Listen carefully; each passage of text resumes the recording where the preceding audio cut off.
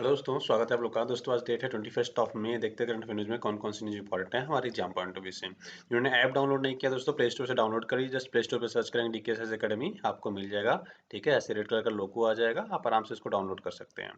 ठीक है, mobile verify करने के लिए आएगा, देन आपको ओटीपी आएगा, उसके बाद आपका कोर्स एक्टिव हो जाएगा सारा। ठीक है, और उसके मतलब आपको डिटेल्स पूछेगा तो भर दीजिएगा। जो नए हैं बिल्कुल, मैंने आपको कहा था कि आप एनसीईआरटी से स्टार्ट करिएगा। आप बुक से पढ़ सकते हो तो बुक से पढ़िए। अगर आपको नहीं समझ में आता है कि क्या पढ़ना है क्या छोड़ना है, तो हमारा एनसीईआरटी वीडियो पैक है, बिल्कुल आराम से ज्वाइन करिए, आराम से पढ़िए 3 से 4 महीने। आप उसको जितनी बार चाहे उतनी बार देख सकते हैं, डाउनलोड कर सकते हैं, जैसे चाहे वैसे पढ़ सकते हैं।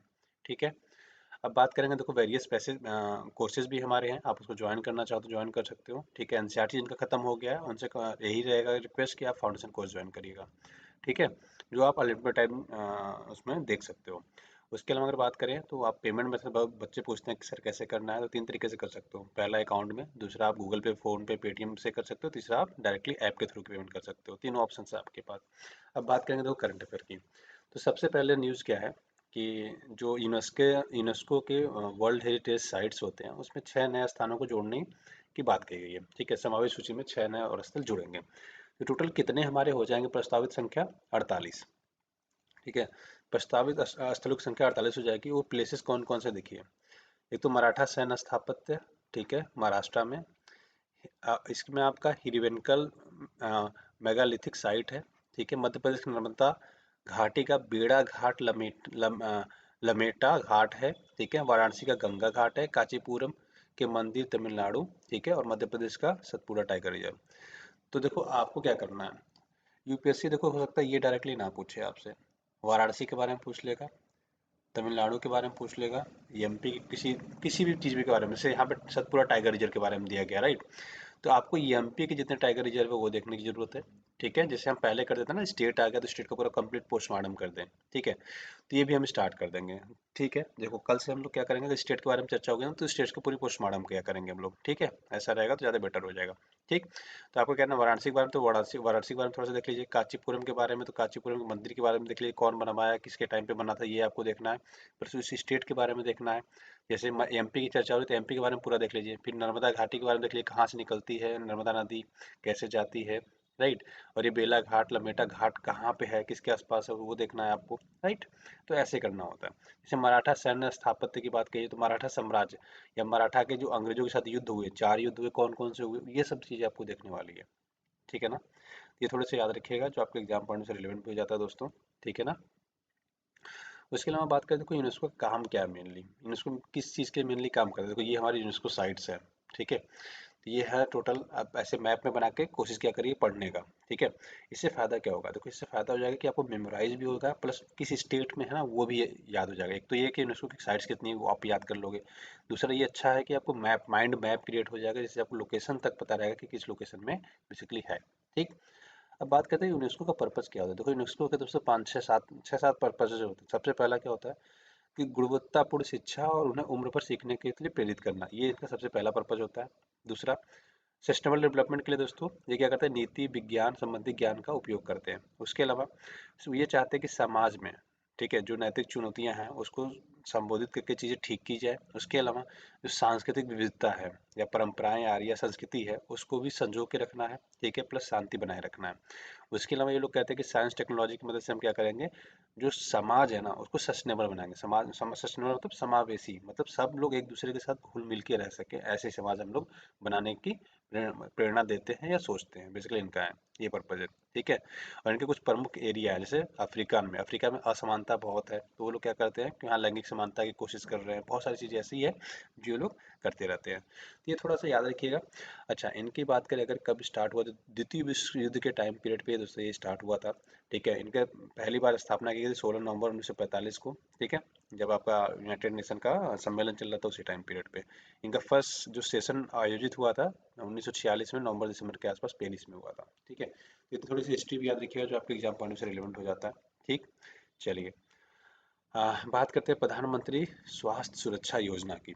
तो बेसिकली प्रधानमंत्री स्वास्थ्य सुरक्षा योजना की बात करें तो देखो अभी तक टोटल 22 एम्स की स्थापना को मंजूरी मिल चुकी है, जिसमें से 6 तो पहले से ही चल रहे हैं। ठीक है, जो पुराने एम्स हैं। अच्छा, बहुत सारे लोग ना इस पर थोड़ा सा बहस कर लेते हैं, प्री मेंस और इंटरव्यू हो सकता है आपसे ऐसा क्वेश्चन पूछा जाए कि आज के टाइम में देखो IITs कितने हैं, 23, ठीक है, और आपके एम्स कितने हो गए हैं, 22 ना, राइट। अब आपसे क्वेश्चन ये बन सकता है कि पहले 6 एम्स थे, पहले 6 8 IITs थी, तो उसमें क्वालिटी थी, इतने IITs खुल जाएंगे तो क्वालिटी गिर जाएगी, राइट। आपसे क्वेश्चन इंटरव्यू में पूछा जा सकता है या मेंस में भी लिखने को आ सकता है। एक चीज़ याद रखिएगा दोस्तों, ठीक है, जितनी हमारी जनसंख्या उस हिसाब से अभी भी 23 IIT कम है, और जितनी हमारी जनसंख्या है, जितने हमारे लोग हैं, उसके हिसाब से 22 एम्स भी कम है। तो अभी और चीज़ें बढ़ने की ज़रूरत है, क्वालिटी डिक्रीज नहीं होगी, ठीक है, क्वालिटी मेंटेन रखा जा सकता है, ठीक है, शुरू में थोड़ी प्रॉब्लम्स होती हैं बट धीरे धीरे सारी चीज़ें मैनेज हो जाती हैं, राइट। क्योंकि जो पुरानी IITs है वो बड़े नए IITs को हेल्प करेंगे, जो पुराने एम्स है वो नए एम्स को हेल्प करेंगी, तो धीरे धीरे चीज़ें मैनेज हो सकती हैं। तो ऐसा कुछ भी नहीं है कि IITs या एम्स बढ़ने से उसकी क्वालिटी डिक्रीज हो जाएगी, कि एम्स अगर ढेर सारे खुल जाएंगे तो डॉक्टर की क्वालिटी गिर जाएगी, नहीं, ऐसा नहीं है, ठीक है।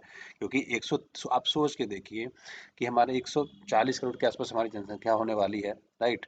और 140 करोड़ की जनसंख्या के लिए हमने कितने एम्स खोल रखे हैं, कितने IITs खोल रखे हैं, हाँ, होना चाहिए ना, थोड़ी ज़्यादा होनी चाहिए। ऐसा नहीं है कि इसका क्वालिटी गिर जाएगा, ठीक है। तो शॉर्ट टर्म में थोड़ा सा इफेक्ट पड़ता है, लेकिन लॉन्ग टर्म में आप देखो तो बहुत ज़्यादा बेनिफिट्स है, क्योंकि जहाँ एम्स खुलता है, जहाँ IITs खुलती है, ठीक है, वहाँ पूरा डेवलपमेंट हो जाता है, उस स्टेट का, उस डिस्ट्रिक्ट का पूरा डेवलपमेंट हो जाता है दोस्तों।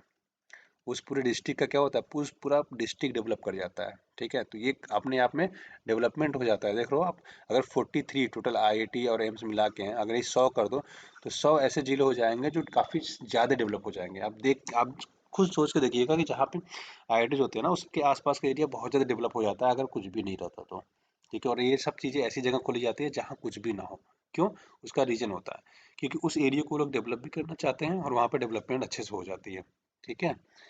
उसके बाद बात करेंगे CBID की, community based inclusive development program, basically दिव्यांगों के लिए है दोस्तों। देखो आपको पता है कि जो आशा होती है, आशा और आंगनवाड़ी कार्यकर्ता होती है, वो मतलब हर गांव को अलॉट होते हैं, राइट। तो उससे फ़ायदा हो जाएगा कि ये लोग चाह रहे हैं कि जो लोग दिव्यांग हो ना, जैसे सपोज कर किसी गांव में 4 5 बच्चे हैं जो दिव्यांग हैं, उनकी कोई केयर ही नहीं करता कि उनके साथ क्या हो रहा है, ना गवर्नमेंट पूछ रही, कोई नहीं पूछ रहा। गवर्नमेंट ने क्या इनिशिएटिव निकाला, गवर्नमेंट ने दोस्तों ये इनिशिएटिव निकाला कि हम क्या करते हैं, इनको आइडेंटिफाई करते हैं, इनको इकट्ठा करते हैं, और इसके साथ साथ इनके एग्जाम्स लेंगे, इनको सर्टिफिकेट प्रोवाइड कराएंगे कि आगे चल के अपनी लाइफ में क्या कर सकें, सस्टेन कर सकें, कुछ अच्छा कर सकें, ठीक है। ये बेसिकली ये पर्पज है गवर्नमेंट का। और ये याद रखिए किस मंत्रालय के अंतर्गत आएगा, ये आपसे हो सकता है क्वेश्चन पूछ लिया जाए, ठीक है। तो ये आपका आएगा केंद्रीय सामाजिक न्याय और अधिकारिता मंत्रालय के अंतर्गत आता है, ठीक है। तो 6 महीने का ये है community based inclusive development program, तो ये थोड़ा सा याद रखिएगा जो आपके एग्जाम्पल से रिलेटेड हो जाता है। अब बात करेंगे GI सर्टिफिकेशन, ठीक है। गोलवर्ड सपोटा, सपोटा को बेसिकली चीकू को ही सपोटा कहा जाता है दोस्तों, ठीक है। इसको GI टैग दिया गया है, जो महाराष्ट्र का है। क्यों? क्योंकि देखो ये महाराष्ट्र से दोस्तों अभी ट्रांसपोर्ट हो रहा है ब्रिटेन को। अब यहाँ का चीकू वहाँ क्यों जा रहा है, देखो रीजन ये है कि जो ये आपका घोलवड़ वाला एरिया है ना, ठीक है, घोलवड़ गांव का नाम है बेसिकली। तो घोलवड़ वाला जो एरिया है वहाँ पे ना उसकी मिट्टी में कैल्शियम बहुत ज़्यादा पाया जाता है, जिसकी वजह से क्या होता है कि जो चीकू है ना, ये इसका टेस्ट ही दोस्तों थोड़ा अलग हो जाता है, अलग मतलब बहुत ज़्यादा टेस्टी लगता है, बहुत बढ़िया लगता है खाने में, ठीक है। इसीलिए वो बाहर इसको एक्सपोर्ट किया जा रहा है, ठीक है। ठीक है, तो ये थोड़ा सा याद रखिएगा। और एक क्वेश्चन आपसे ये बन सकता है कि सबसे अधिक फल उत्पादन कहाँ होता है, तो सबसे अधिक फल उत्पादन याद रखिए कर्नाटक में होता है, उसके बाद महाराष्ट्र में होता है, ठीक है। ये थोड़े से आपके एग्जाम पॉइंट से इंपॉर्टेंट है। अच्छा, एक क्वेश्चन और भी बन सकता है कि क्या सपोड़ा सपोटा बस अब इसके लिए आपका महाराष्ट्र में उगाया जाता है, नहीं। महाराष्ट्र के अलावा दोस्तों कर्नाटक, गुजरात, आपका तमिलनाडु, उसके बाद महाराष्ट्र, पश्चिम बंगाल और आपका आंध्र प्रदेश में उगाया जाता है। तो ये थोड़ा सा याद रखिए जो आपके एग्जाम पॉइंट से रिलेवेंट भी हो जाता है, ठीक है। अच्छा, हम चीकू का क्या क्या उपयोग करते हैं, देखो एक तो चीकू खाते हैं जब डेंगू वगैरह हो जाता है, राइट। उसके अलावा कब खाते हैं, आप सलाद के रूप में भी कई लोग यूज़ करते हैं इसका, हाँ। दूध दही में मिक्स करके खाते हैं हम लोग, चटनी बनाते हैं या फिर जैम बनाने में भी इसका उपयोग किया जाता है, ठीक है। आप लोग जनरली कब खाते हो, जब आप लोग का डेंगू हो जाता है या आपका प्लेटलेट्स गिर जाता है, तब आप लोग क्या करते हैं, चीकू खाना चालू करते हैं, है ना। चलिए आगे बढ़ते हैं। अब बात करेंगे ताइवान जलडमरू की, तो ताइवान स्ट्रेट कहाँ पे है, तो ताइवान स्ट्रेट को ही दोस्तों हम जिसको बोलते हैं फार्मोसा स्ट्रेट। तो आपसे यूपीएससी ये नहीं पूछेगा ताइवान स्ट्रेट का है, ताइवान पूछ लिया तो आप तो बता ही दोगे, राइट। आपसे पूछेगा क्या, आपसे पूछेगा दोस्तों फॉर्मोसा स्ट्रेट, ठीक है। ये इंपॉर्टेंट है, ये याद रखिएगा, ठीक है, ये आपसे डायरेक्टली क्वेश्चन एग्जाम में पूछा जा सकता है, फॉर्मोसा स्टेट क्या है, ताइवान स्टेट कहाँ है। ठीक है, तो याद रखिएगा ये ताइवान और मेनलैंड चाइना को जोड़ को अलग करता है, ईस्ट चाइना सी और आपका साउथ चाइना सी को जोड़ता है। ये मैंने आपको बताया था कि पानियां हमेशा जोड़ती हैं, जमीन हमेशा अलग होते हैं। ठीक है, देखो अगर मैं डिफरेंस पूछूं कि ताइवान, देखो पानी हमेशा जोड़ती है, पानी मतलब ताइवान स्ट्रेट जो है इसी को फार्मोसा स्ट्रेट बोलते हैं, किसको किसको जोड़ता है, साउथ चाइना सी को ईस्ट चाइना सी से जोड़ता है, क्योंकि ये तीनों एक ही जैसे हो गए ना, ये भी मतलब पहला इसको ले लो, दूसरा इसको ले लो, तीसरा इसको ले लो, ये तीनों एक जैसे हैं तो इसको हम जोड़ेंगे। अब अलग किसको करता है, जो इससे भिन्न होगा, जैसे ताइवान स्टेट में पानी है, ठीक है, चाइना लैंड है, राइट, और ताइवान जमीन है, तो ये दोनों को अलग करेगा, क्योंकि यहाँ पे डिफरेंसेस हो गए ना, तो ऐसे आप समझ के याद रखना। ठीक है, किसको जोड़ता है किसको अलग करता है, राइट।